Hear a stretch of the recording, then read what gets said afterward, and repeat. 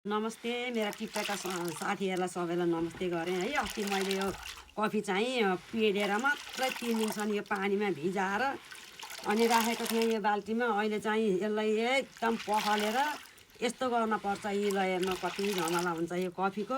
यति मात्रै भए पनि बनाउँछु भनेको यस्तै हो। हेर्नु कफीको अर्पणको कफीको चिया पकाउने कफी कसरी बनाउने हो, कस्तो तरिका गर्नुपर्छ भनेर तपाईँहरूले देखाउन दिदी भन्नुभएको थियो। ल हेर्नु यसरी एकदम लिनुपर्छ पानीमा 3 दिनसम्म यो बाल्टीमा छोपेर अनि आज चाहिँ बल्ल निकालेर त्यसरी यसलाई पानीमा चाहिँ मिलेर पखालेर यो पानी चाहिँ फालेर यो पानी तारेर अनि यसरी यहाँ फेरि शीतलमा लगेर सुकाउनु पर्छ अनि यसलाई पिन्नुपर्छ। यसको चाहिँ झमेला धेरै छ। हेरिदिनु गाउँले दिदीको चाहिँ चिया बनाउने तरिका, कफी बनाउने तरिका कसरी रहेछ भनेर हजुरहरूले पनि सम्पूर्णले हेरिदिनु होला।